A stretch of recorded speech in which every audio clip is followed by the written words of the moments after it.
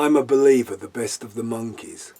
Mike Nesmith, Peter Tork, Mickey Dolenz and Davy Jones were hired to perform as a fictional band in a TV show. Apparently they wanted the Loving Spoonful, but they were not available. Nesmith and Tork were musicians, and Dolenz and Jones were actors. Dolenz had been a child star on TV.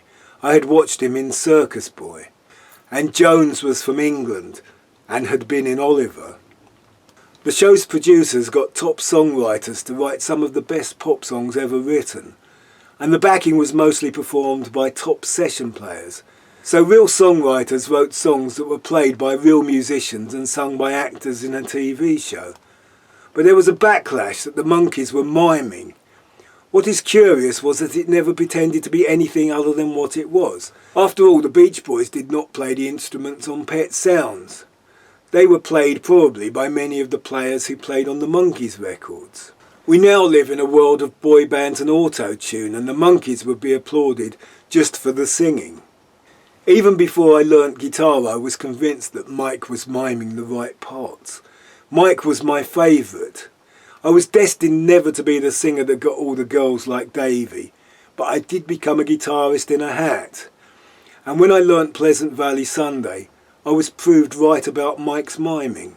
For some like me, the Monkees was up there with Batman as one of my favourite mid-60s TV shows.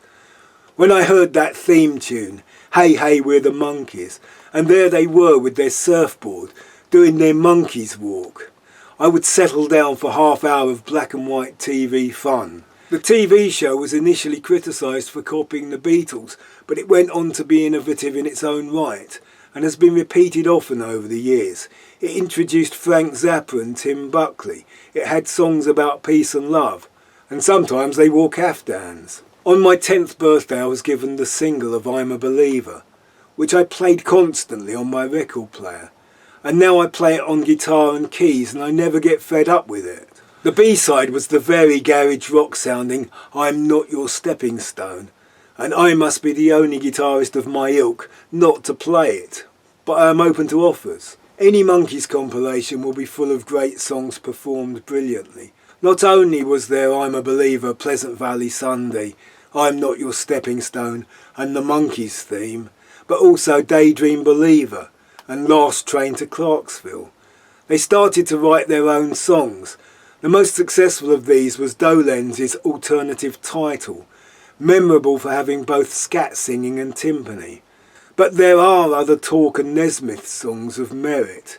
They started performing as a group, and for a few dates they hired the Jimi Hendrix Experience as their support act. They made a very strange film called Head, which is better regarded now than it was at the time. The Monkees, a compilation of their best songs.